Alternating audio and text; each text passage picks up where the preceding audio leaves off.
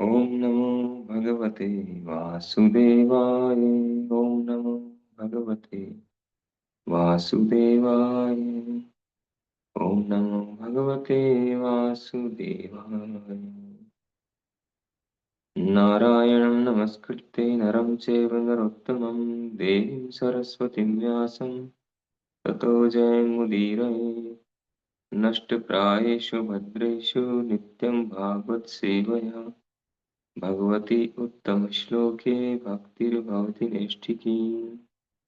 नमो विष्णुपादाय कृष्णपृष्ठाय भूतले श्रीमते भक्तिवेदांत स्वामिन्निति नामिने। नमस्ते सारस्वती देवी गौरवाणी प्रचारिणे निर्विशेष शून्यवादी पाश्चात्य देश तारिणे।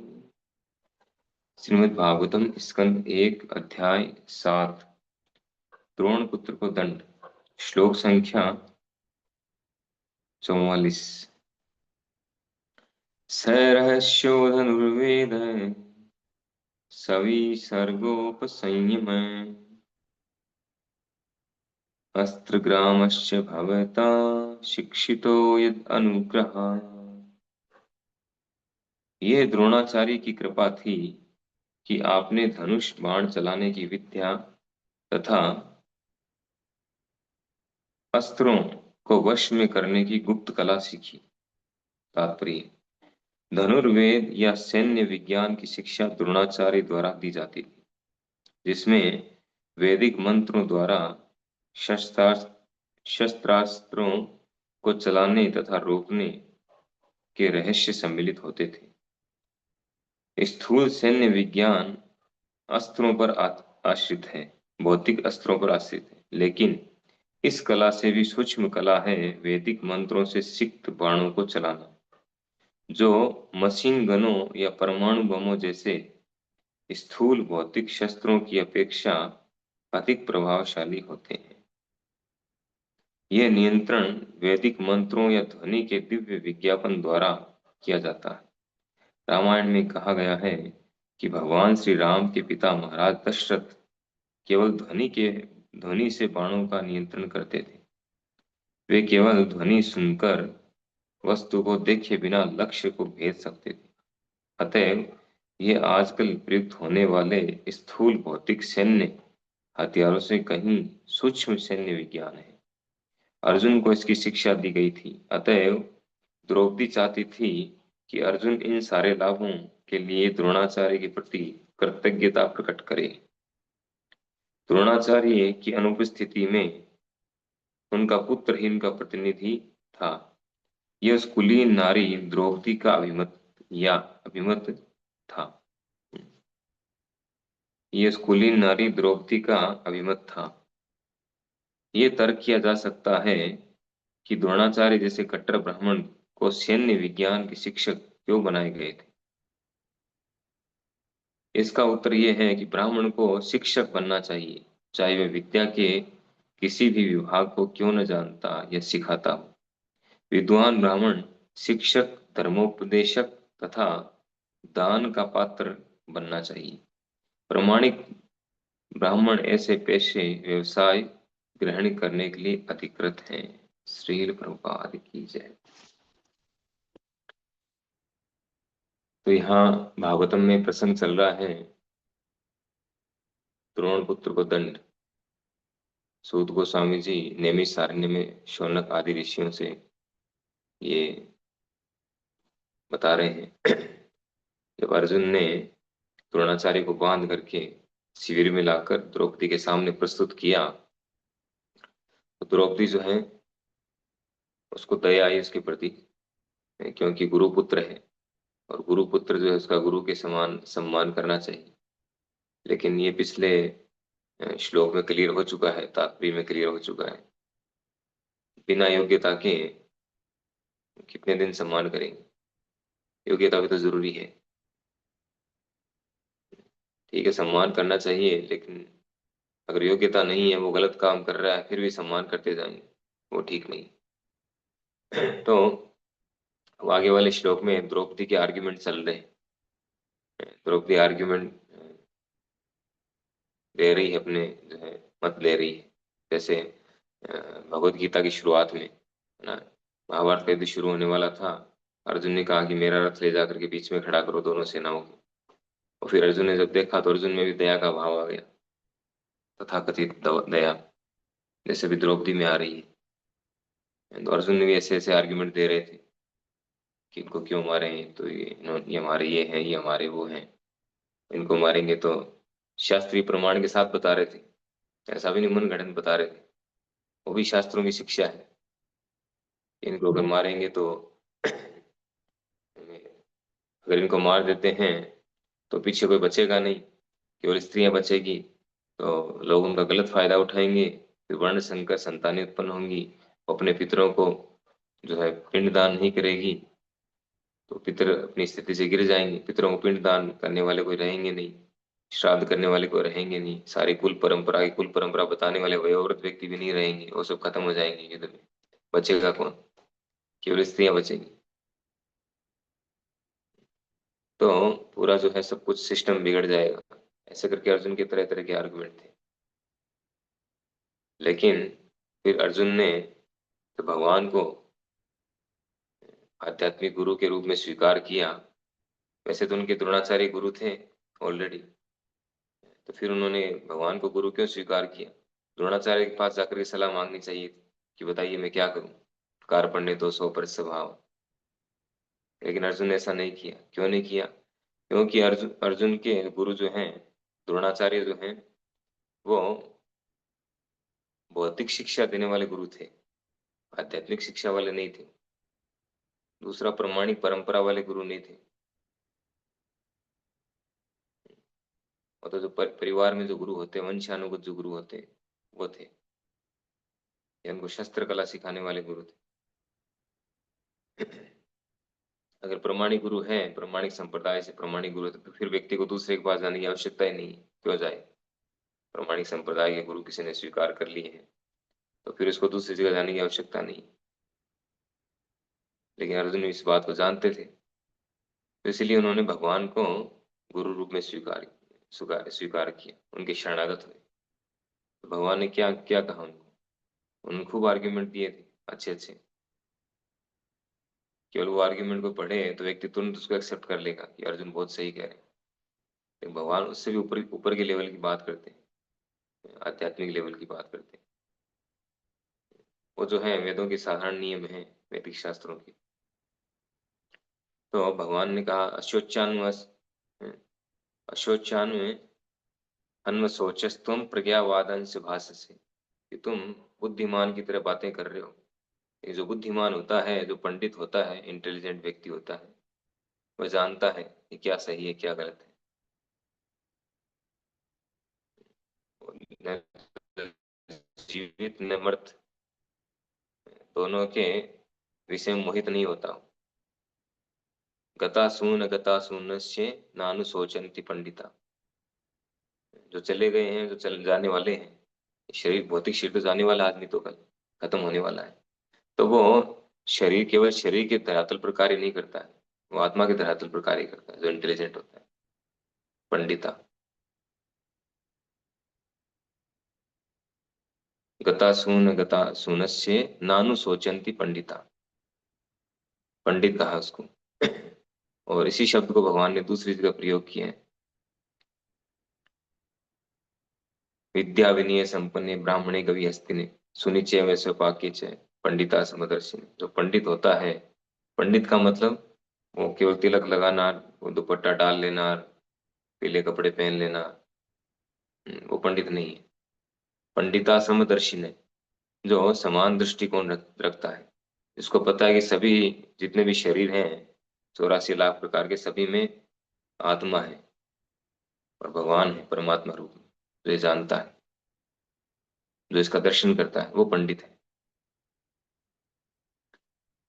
तो अर्जुन को डांट लगाते हैं भगवान वहां पर। उससे पहले भी डांट लगाते हैं दूसरे, जब वो गुरु के रूप में स्वीकार कर लेते हैं भगवान को, उसके तुरंत बाद कुतस्तु आकस्मलम इदम, कि तुम्हारे दिमाग में सब कचरा कहाँ से आया? अर्जुन इतने अच्छे अच्छे अच्छे आर्ग्यूमेंट दे रहे हैं शास्त्रों से, और भगवान कह रहे हैं तुम्हारे दिमाग में सब कचरा कहाँ से आया। इससे यश की नहीं अपयश की प्राप्ति होगी। अकीर्ति कर्म अर्जुन है, इससे तुम्हें कीर्ति प्राप्त नहीं होगी, अकीर्ति प्राप्त होगी। अगर इस तरह से सोच करके कार्य करो, ये तो साधारण स्तर पर भी सही नहीं है। तुम क्षत्रिय हो, क्षत्रिय के दृष्टिकोण से भी सही नहीं है ऐसा निर्णय लेना, भगवान बताते हैं। इससे अकीर्ति, इससे तुम्हें ऐश्वर्यम, स्वर्ग प्राप्त नहीं होगा, ऐश्वर्यम नरक प्राप्त होगा। इससे तो अच्छा युद्ध में लड़ते लड़ते मर जाओ, उससे स्वर्ग तो प्राप्त होगा कम से कम। तो वर्णाश्रम के अकॉर्डिंग भी सही नहीं है, क्योंकि ये युद्ध होने के पीछे केवल अर्जुन कारण थोड़ी थे। अर्जुन सोच रहे थे मैं ही कारण हूँ, मेरे ही कारण युद्ध हो रहा है, ये मिस्टेक थी। जबकि ऐसा नहीं था, सामने वाली पार्टी पूरी तरह से युद्ध पर उतारू है। जिन बड़े बड़े जो वयोवृद्ध, उनके जो रिश्तेदार हैं, जो गुरु हैं, और जो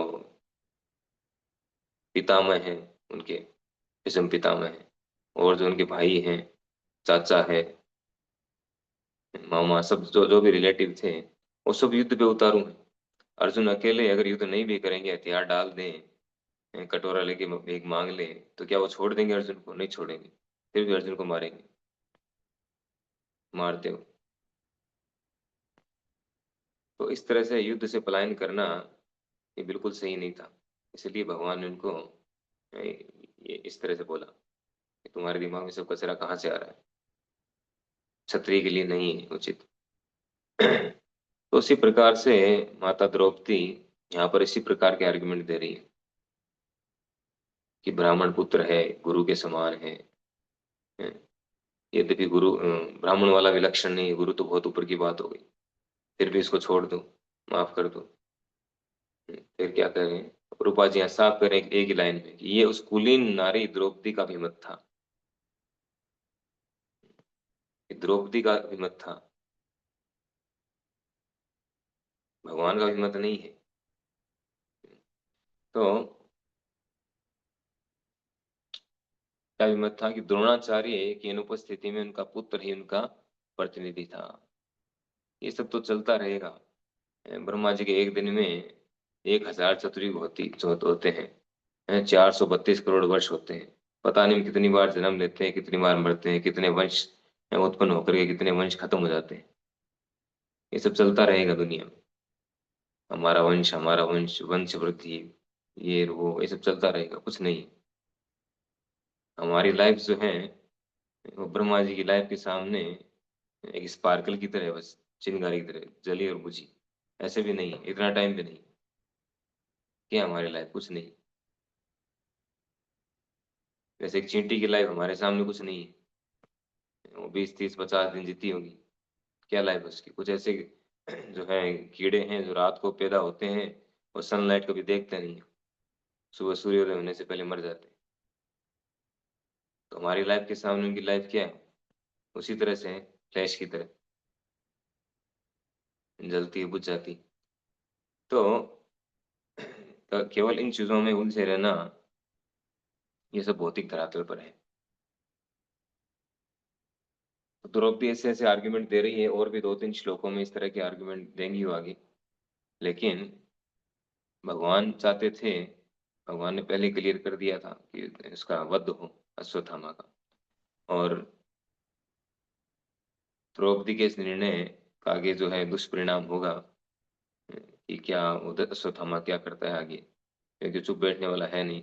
ऐसा तो नहीं उसको छोड़ दिया जाएगा तो सुधर जाएगा वो। ऐसा नहीं, ऐसा होने वाला नहीं था। और प्रभुपाद जी कुछ और बातें यहाँ बता रहे हैं विशेष, कि धनुर्वेद या सैन्य विज्ञान की शिक्षा द्रोणाचार्य द्वारा दी जाती थी, इसमें वैदिक मंत्रों द्वारा। तो शस्त्र अस्त्रों अस्त्रों को चलाने की जो विद्या है, पहले की जो कला थी, बहुत एडवांस थी वो।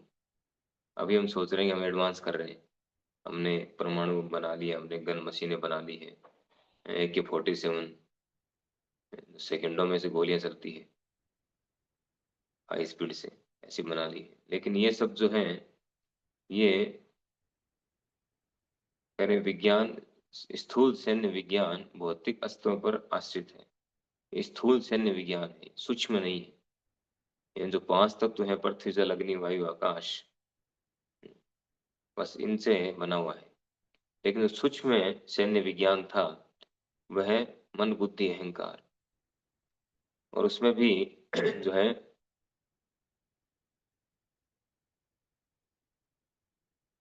वैदिक मंत्रों से सिक्त बाणों को चलाना, जो वैदिक मंत्र हैं उनके द्वारा कंट्रोल होता था।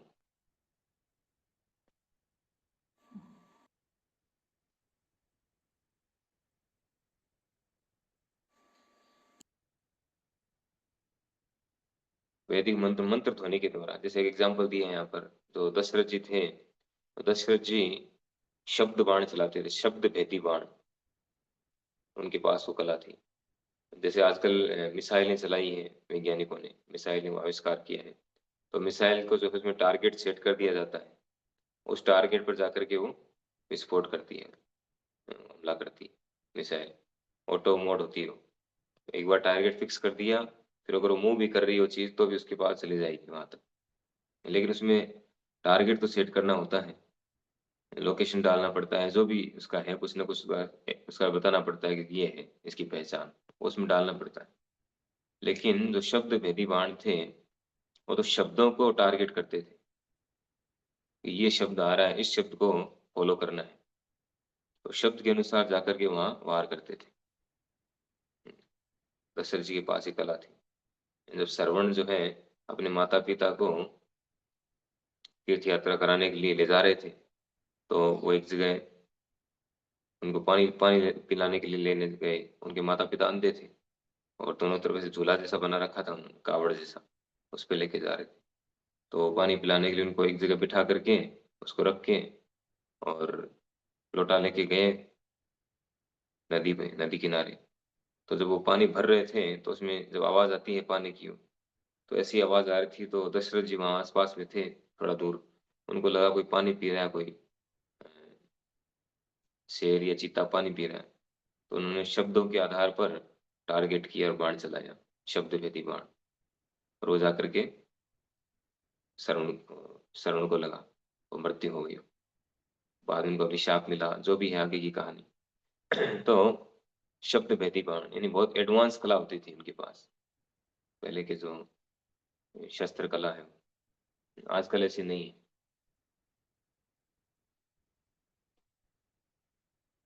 अतएव ये आजकल प्रयुक्त होने वाले स्थूल भौतिक सैन्य हथियारों से कहीं सूक्ष्म सैन्य विज्ञान है। अर्जुन को इसकी शिक्षा दी गई थी, तो अर्जुन को ये शिक्षा मिली थी, और द्रौपदी चाहती थी कि अर्जुन अपने जो गुरु हैं द्रोणाचार्य के प्रति कृतज्ञ हो, एहसानमंद हो। द्रोणाचार्य ने उनको युद्ध की कला सिखाई है। यहाँ श्लोक में यही कह रही है कि आपने धनुष बाण चलाने की विद्या तथा अस्त्रों को वश में करने की गुप्त कला सीखी द्रोणाचार्य से। आप कैसे भूल सकते हैं, कितना बड़ा एहसान है उनका। लेकिन यहाँ पर स्थिति दूसरी है, यहाँ धर्म अधर्म की बात हो रही है। धर्म का पक्ष लेंगे, अधर्म का पक्ष लें, वो व्यक्ति अधर्मी है, शास्त्रों के विरुद्ध कार्य कर रहा है, अश्वत्थामा पूरी तरह से धर्म के विरुद्ध है, और दूसरी तरफ धर्म न्याय की बात है, तो क्या करें इस स्थिति में। और तो द्रौपदी कह रही कि उसका पक्ष लो, उसको छोड़ दो, चाहे वो अधर्मी क्यों ना हो, आप पर एहसान है द्रोणाचार्य का। इस तरह के जो है स्थिति आ गई है अर्जुन के लिए। तो द्रौपदी से और भी आर्ग्यूमेंट देगी आगे चल के।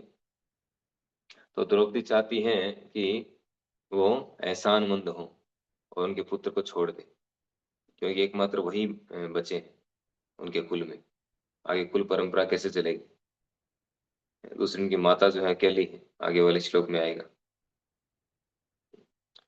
तो वो एहसानमंद होना अच्छी बात है, द्रौपदी का जो आर्ग्यूमेंट है। लेकिन जब धर्म की बात आती है, इस तरह की घटना है, तो भगवान जो निर्णय दे रहे हैं वो सर्वोपरि है। भगवान पहले कह चुके हैं, लेकिन द्रौपदी यहाँ पर आर्ग्यूमेंट दे रही है, नहीं मान रही है। फिर भगवान तो समझाएंगे अर्जुन को वो किस तरह से करते हैं, किस तरह से उसको दंड देते हैं, वो आगे चल करके आएंगे। हरे कृष्णा। श्रीमद् भागवत महापुराण की जय। श्री प्रभुपाद की